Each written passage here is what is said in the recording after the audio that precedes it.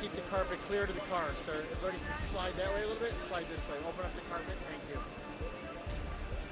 Thank you.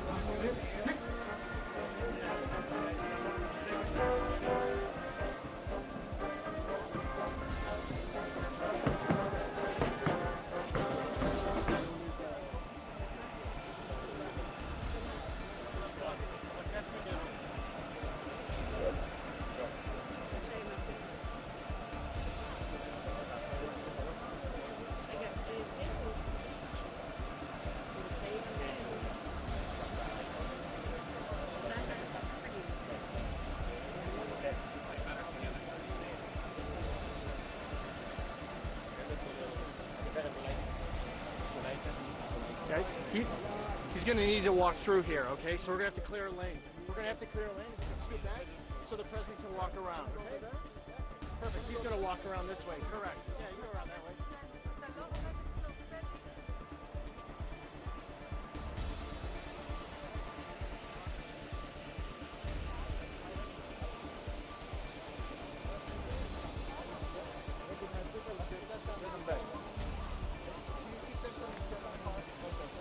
רק לא מקדימה של הרצפה.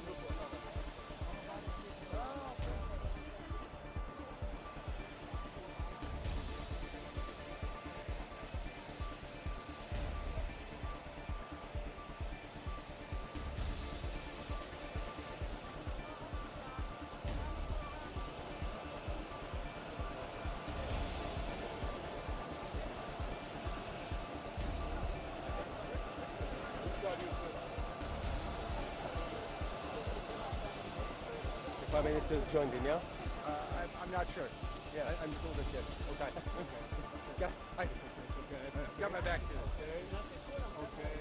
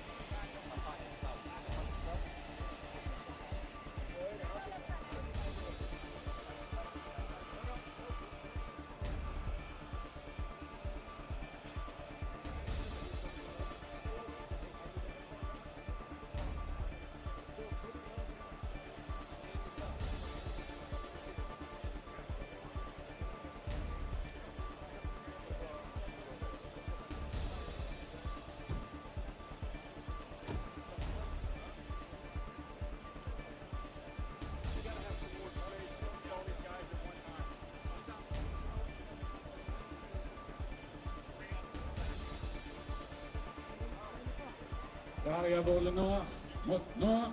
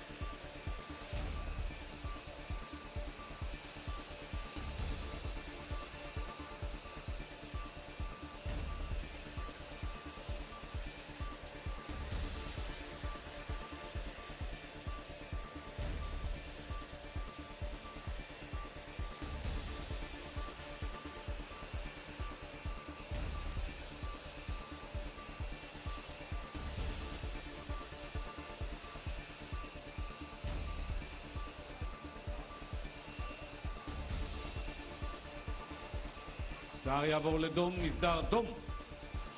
סטאר יעבור לנוח, מות נוח.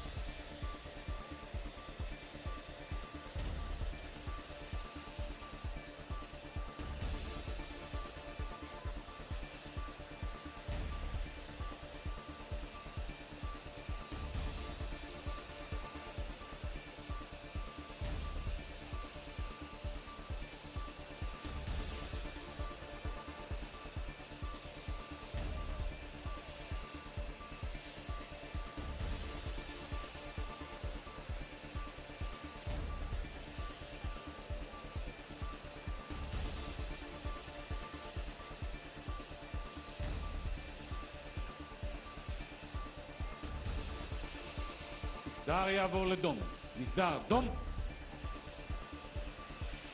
סטאר יעבור לנוח, מות נוח.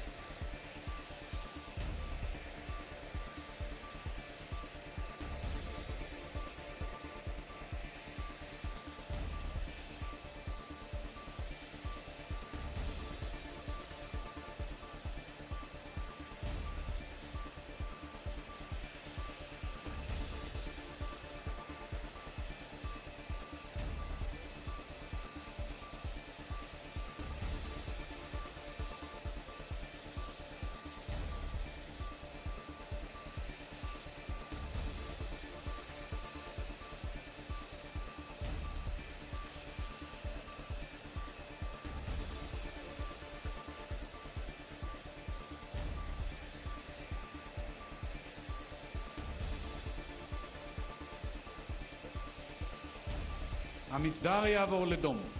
מסדר דום. מסדר יעבור לנוח. מות נוח.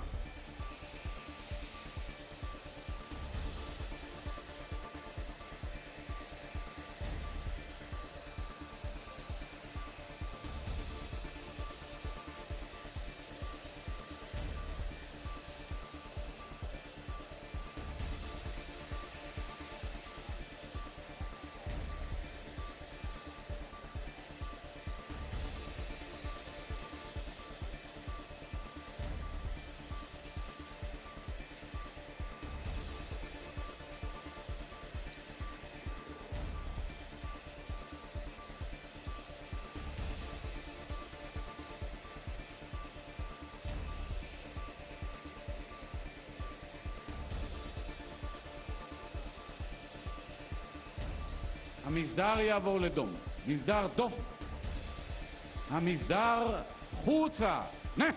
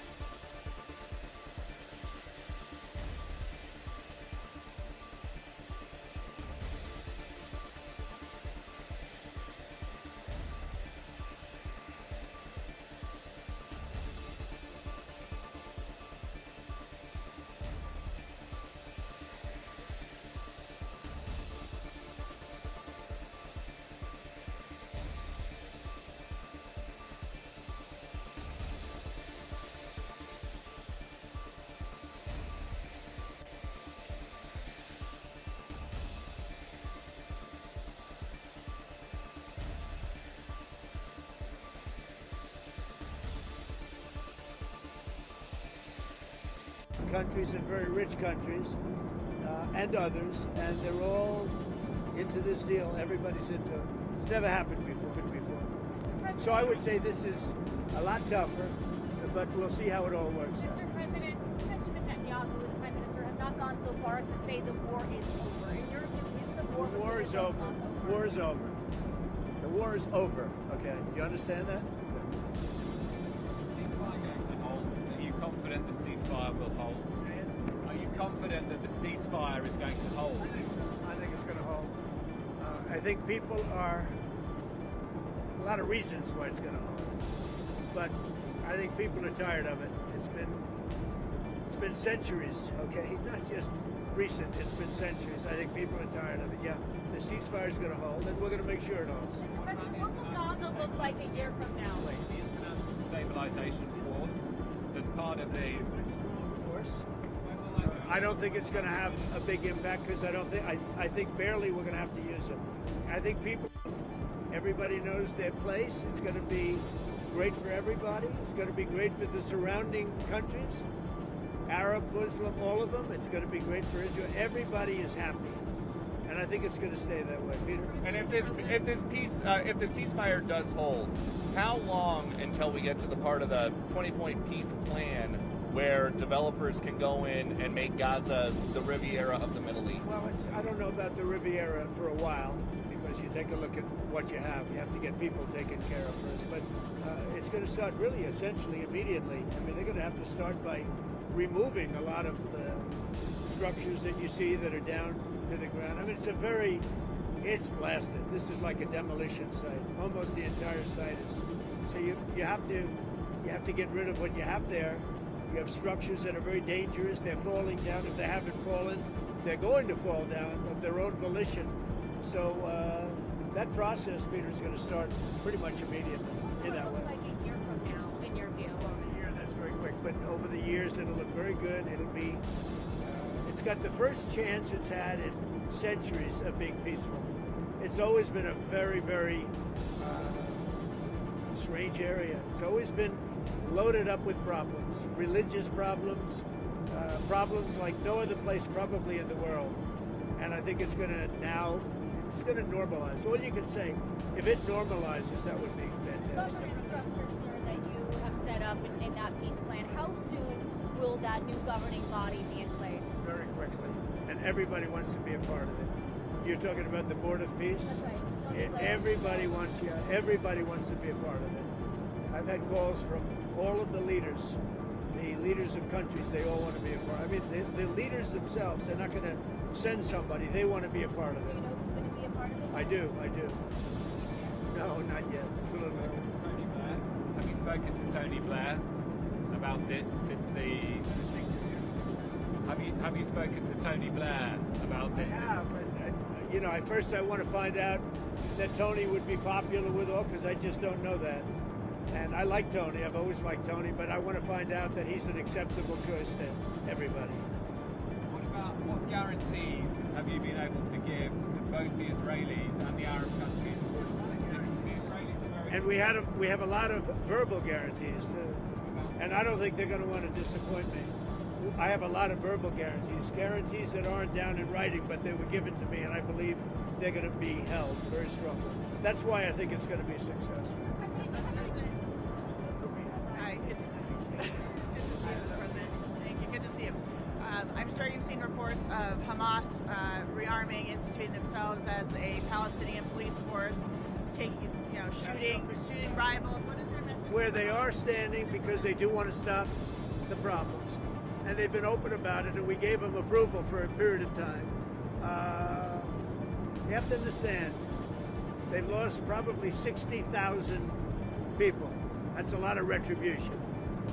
They've lost 60,000 people, and the ones that are living right now were, in many cases, very young when this all started.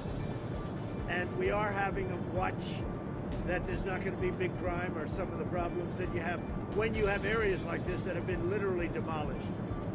You have 2 million people, and probably it'll be less than that, but you have close to 2 million people going back to buildings that have been demolished. And a lot of bad things can happen. So we want it to be safe. I think it's going to be fine. Who knows for sure, Katie? But I think it's going to be fine. Hi. What is the latest that you've heard about the hostages, when they will be released? Do you expect to meet with any of them? This might be even a little early, but I don't want to say that. So they have the hostages. I understand all 20, and we may get them out a little bit early. Getting them was amazing, actually, because we were involved, and they were in places that you don't want to know about. Deep. Some of the top Biden administration folks want some credit for the peace deal. Blinken says it's good that President Trump adopted and built on the plan that the Biden administration developed. What do you think about that? Everybody knows it's a joke. Look, they did such a bad job. This should have never happened. This wouldn't have even happened. That was weak leadership, terrible. And the same thing with Russia, Ukraine. If just a decent president, not a great president like me, not a great president. If a decent president was in, you wouldn't have had the Russia-Ukraine. And this is, I would say, even more so. This was bad policy by Biden and by Obama. Remember when Bibi came and he begged that you not do what they were doing with Iran? You remember that, right? He begged them. And they wouldn't even listen to him. Everything they did was the opposite of what you should have done. And it's nice that they try and take a little credit. That was years ago, and the mistakes were made years ago, and it was both by Biden and Obama. And so what did you do so differently? Because I know a lot of it was behind the scenes. So what did you do so much differently than Joe Biden and to end the war? I resonated with the Arab leaders, the Muslim leaders, and the Jewish leaders. For whatever reason, you tell me why. He said that in my first news conference, I answered more questions of him than Biden did in 4 years. And I think that's pretty close to being true. No, there were no Pinocchios in the fact check. No, that's right. President, your relationship with Prime Minister Netanyahu has been through some ups and downs. You had to get a little tough on him. Where is that relationship now, and can you tell us about Very it? good. He just put me up for the Nobel Prize. So, I don't know what it means with the Nobel Prize, but he put me up yesterday for the Nobel Prize that I should get it. I think it's very good. Has he made commitments to you personally about about moving forward to the next phase of peace? Look, let me tell you, he's a wartime president. He did a very good job. I had some disputes with him, and they were quickly settled. I can tell you that. But as far as I'm concerned, I think he's done a great job. I think he was the right person at this time. You know, look, it's been this way for centuries. You know, we're not talking about for 10 years, for 5. It's been this way for centuries. And he did a great job. And working with me, he was fantastic. Now, working with Biden, no good. They didn't get along, and they had the opposite, because Biden and Obama backed Iran. And just so when you talk about a thing like that, if you think they were backing Iran, when you back Iran, this wouldn't have worked. And had we not taken out the Iran nuclear facility and we made the same deal, it would have a really dark cloud over it, and you wouldn't have people dancing in the streets, Katie. You would have people saying, oh, man, you know, you're making a deal, but we have a guy over there with nuclear weapons all over the place. He's going to knock the hell out of us. If we didn't take out the Iran nuclear when we did, because in 2 months they would have had a nuclear weapon, this deal, even if it were done the exact same way, would have had a dark cloud over it. And now there's no dark clouds. There's nobody they have to worry about, Katie. Have you talked to Qataris about their changing behavior in your first term? You talked about how they were funding terrorism. What are they doing differently? Yeah. The Qataris really helped us with this deal. And the Emir is an amazing man who really helped us. You have to understand, his country is right in the middle of everything, more so than any other country, more so than UAE, where you have to fly an hour and a half to get there, more so than Saudi Arabia, where you have to fly an hour and a half to get there. His country, you walk across a line and you're there. So he's in the middle of this unbelievable hostile territory with people on all different sides of the, you know, of the opinion and the question. They were a tremendous help. Qatar was a tremendous help to getting this done. I hope people can realize that. And it was very tough and very dangerous for Qatar. They were very brave, and their leader, the Emir, was very, very brave. And Qatar should start getting some credit. And you have to understand, they live in the middle of everything. So they can't just be like, you couldn't do it, I could. Nobody could do it. Say what? Their behavior from 2017 when you accused them of funding terrorism? I don't know. In 2017, I didn't really know them very well. You know, 2017, that was at the very beginning of my term. As I got to know them, I got to understand them, and I got to realize that they are right in the middle of everything. Other countries are there, but they're an hour and an hour and a half away. A big difference. They're literally, you walk over from Iran to Qatar. You can walk it in 1 second. You go boom, boom, and now you're in Qatar. That's tough territory. I think Qatar was amazing the way they helped us. There was a ceasefire that collapsed in March this year. There was a ceasefire earlier this year that collapsed in March. Do you think this could have been done then? This took a lot of pressure on both sides. Do you have any regrets? I see it, and I see it with Russia too. Sometimes you have to go through some pain before it all happens. I saw it with Turkey, and by the way, Turkey was fantastic too. President Erdogan was fantastic. He really helped a lot because he's very respected. He's got a very powerful nation. He's got a very, very powerful military, and he helped a lot, President Erdogan. UAE was great. You know, we mentioned Qatar, Saudi Arabia, the king, they were great. Indonesia was great. We had tremendous help. Jordan, the king, they were great. This is an amazing thing. Countries that, very diverse countries, some got along, some didn't, but for the most part, nobody got along with anybody, and they all came together, and they're all dancing in the streets, just like Israel. It's a unique point in time. You were talking about the ceasefire. That wouldn't have had that held. That wouldn't have happened back then. Both of your elections, the biggest issues were the economy and immigration. Now you're getting credit from Democrats and Republicans for this Middle East peace deal. Where does it fit? Where do you think it fits into your legacy? Well, look, this will be my 8th war that I've solved. And I hear there's a war now going between Pakistan and Afghanistan. I said, I'll have to wait till I get back. I'm doing another one because I'm good at solving wars. I'm good at making peace. And it's an honor to do it. I save millions of lives. Millions of lives. Now, in all fairness to the Nobel Committee, it was for 2024 and picked the 2024.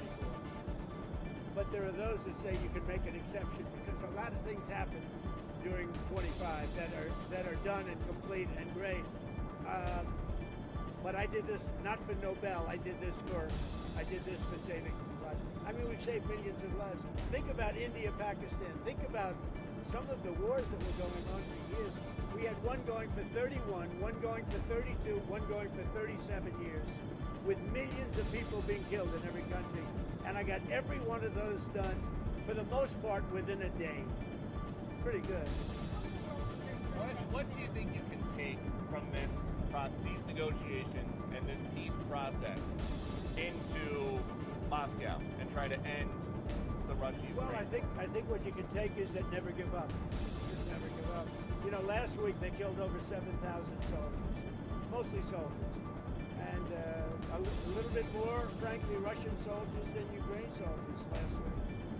But think of it, every week they're losing from 5,000 to 7,000 soldiers. It's ridiculous. And I thought that would be one of my easier ones.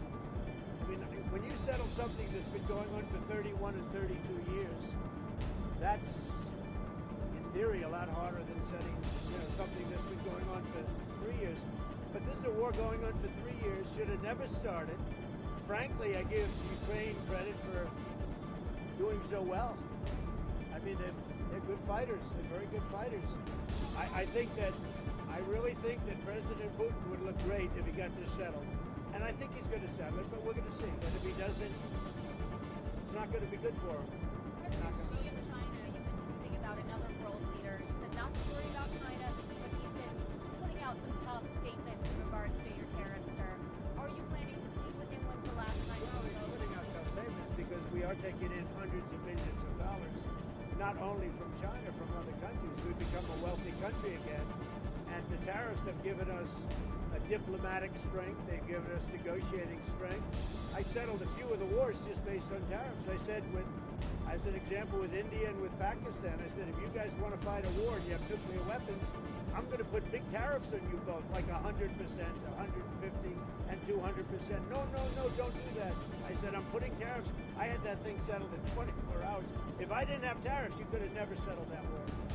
You knew that better than anybody. You said November 1st, more tariffs on China. Are you considering walking back that? Who are you with? Politico, not to Mertz. Oh, you dash your Politico. Politico's gone bad. They've been so wrong about everything. Politico has been so wrong about everything. Let's get somebody else to ask. You plan on meeting with Xi now when you go to Asia in a couple of weeks? The statement I put out that he had a bad day. And I think we're going to be fine with China. Look, I have a great relationship with President Xi. He's a very tough man. He's a very smart man. He's a great leader for their country. He's a great leader. And I have a great relationship with him. I think we'll get it set. I know what happened. I really understand what happened. And I'm not even saying he's wrong. But then we met him with something much tougher than what he did to us. Again, because of the tariffs, it's much tougher. Would you ever visit Gaza? What? Would you ever visit Gaza? I would. Yeah, I would. I'd be proud to.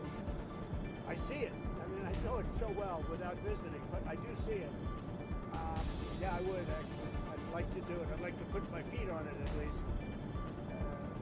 But I think it's going to be a great miracle over the coming decades. And you know, if you go too fast, that's not going to be good. You have to go at the right speed. You can't go too fast. Who are you with? BBC, Tom Davis, BBC Radio 4. Thank you. When Steve Witkoff was in Hostages Square last night, he mentioned Prime Minister Netanyahu and the crowd moved. I wondered if you saw that, what you made of that. I also saw the crowd cheer when he mentioned Trump, like really cheer, and it's an honor. No, I as I said, I think Bibi did a great job. I had some words with him a couple of times where I didn't agree, and he was always he was the right guy at the right time. Are you confident because many Palestinians will be concerned that after the hostages are handed over, that Israel might restart the war for some reason? Are you? I'm not worried about anything. I think we have a great deal, and it's a great deal for everybody. You know, a great deal is a deal where everybody's happy. And every country, they're dancing in the streets. That's a great deal. It's a unique period in time. So November 1st, 100% tariffs on China is what you said. Is that still the plan? Yeah, right now it is. Yeah, let's see what happens. You know, for me, you know what November 1st is? An eternity. November 1st is an eternity. For somebody else, it's right around the corner. For me, when I hear November 1st, it's an eternity. Go ahead. You had talked a couple of weeks ago, you were doing an interview, and you talked about how you hope to end the war in Ukraine because it might help you get into heaven. How does this help? Does this help? I mean, you know, I'm being a little cute. I don't think there's anything going to get me in heaven. Okay, I really don't. I think I'm not maybe heaven bound. I may be in heaven right now as we fly in Air Force One. I'm not sure I'm going to be able to make heaven, but I've made life a lot better for a lot of people. And you know, as an example, had the election of 2020 not been rigged, you would have millions of people living just in Russia, Ukraine alone. That would have never happened, and it didn't happen for 4 years. And I knew Putin very well. It was the apple of his eye. All the things I've said would have never happened. We had an incompetent administration. We had an incompetent president. And because of a crooked election, millions of people are dead. And by the way, the Israeli thing was much harder to get settled because of the past administration. Okay?